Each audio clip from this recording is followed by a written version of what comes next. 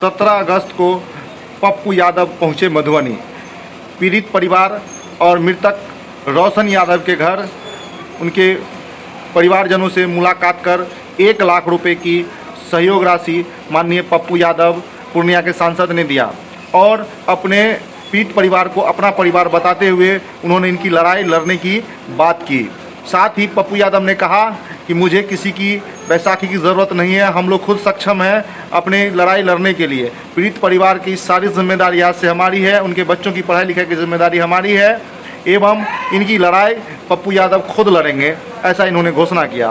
पूरा रिपोर्ट देखिए और अपना विचार कमेंट सेक्शन में जरूर लिखिएगा। आप देख रहे थे OST 24/7 न्यूज़। 2-3 बातें हैं। रोशन की हत्या में एक गहरी साजिश है जिसमें ललित जी, उनके भाई मिथिलेश और थाना प्रभारी तीनों के मिली भगत से इस बच्चे की जान गई। लॉ कहता है कि 4 दिनों तक किसी को थाना में नहीं रखा जा सकता। 4 दिनों के बाद वो 5 घंटा के लिए उनको छोड़ा। रोशन अपने ननिहाल गए। ननिहाल में रोशन ने अपनी सारी आपबीती बताई कि उनको बिजली के द्वारा करंट, रिवॉल्वर के साथ फोटो और सारी यातनाएं दी गई। पहले कभी उस पर केस नहीं था, कभी वो जेल नहीं गए थे।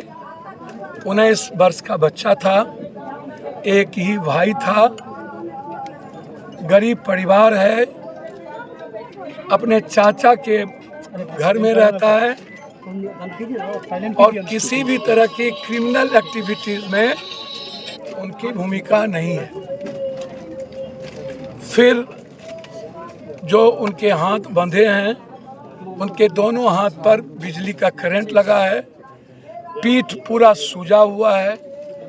आत्महत्या सिर्फ गले पर पड़ता है, रीढ़ पर पड़ता है, वो पूरे बॉडी पर नहीं पड़ता।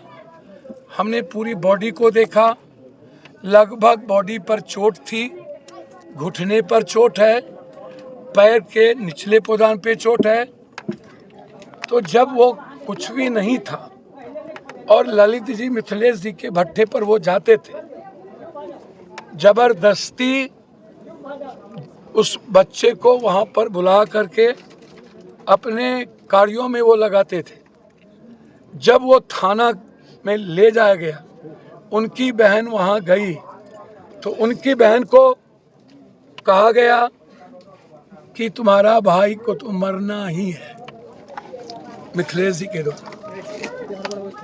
फिर ललित के पास गए तो ललित जी ने कहा तो और भाई तो जेल जेबेटा करता। बाद में कहा 60-70 हज़ार रुपया यदि दोगे तो डायरी को कमजोर करवा दे। आप इस बात को समझिए कि मारने की साजिश पहले ही पटकथा बहुत पहले बाहर में ही लिख दिया गया था और फिर थाना को खरीदकर उन्हें थाने में रखे गए, पिटवाया गया, मरवाया गया। बुरे तरीके से पहले ही रोशन का पूरी शारीरिक रूप से टॉर्चर कर दिया गया था। जबकि रायका थाना के अंदर में एक गांव नहीं आता, उनका घर, उनका अरेर में आता। जब वो निकले तब वो अपने ननिहाल के घर में गए। फिर उसकी गिरफ्तारी हुई और 3 तारीख को उनको जेल भेज दिया गया। जेल जाने के बाद बुरे तरीके से जो मरवाया गया, उनको मारा गया, उसमें उनकी सही तरीके से इलाज नहीं हुआ और बिना किसी गलती के समय समय पर भीतर के क्रिमिनल के द्वारा भी और भीतर के सिपाही के द्वारा भी, फिर वही लोग जो थाना में ले गए वहाँ पर उनको पिटवाया गया। क्रिमिनल भी पीटा, 19 साल के बच्चे होने का टॉर्चर भी किया और गलत तरीके से सिपाही भी टॉर्चर किया। उनके बच्चे 10:30 बजे दिन में मरे और परिवार को रात के 10:30 बजे खबर किया गया। पुलिस वाले उनके लाश को लाके ऊपर में रख दिया। अब आनन फानन में 3 बजे कोई पोस्टमार्टम नहीं होता। रात में पोस्टमार्टम बिना किसी कोई नेपाल और भारत का वार तो नहीं हो गया था या कोई थाना घेर के जलाने की बात नहीं थी। तो फिर 3 बजे रात में पोस्टमार्टम का क्या मतलब था बिना मेडिकल बोर्ड के? जब इतनी बड़ी घटना घटी तो आप मेडिकल बोर्ड बैठाते। मैं तो पुनः मेडिकल बोर्ड का मैं मांग करता हूं और हाईकोर्ट के नेतृत्व में जांच की मांग करता हूं। मैं 2-3 पॉइंट कह के अपनी बात खत्म करता हूं। पहला तो पूरी तरीके से ललित जी एक बड़े राजनीतिक परिवार के रिश्तेदार हैं और उनके फोन के कारण अभी तक थाना प्रभारी सस्पेंड नहीं हुए, जबकि थाना प्रभारी को डिस्चार्ज हो जाना चाहिए।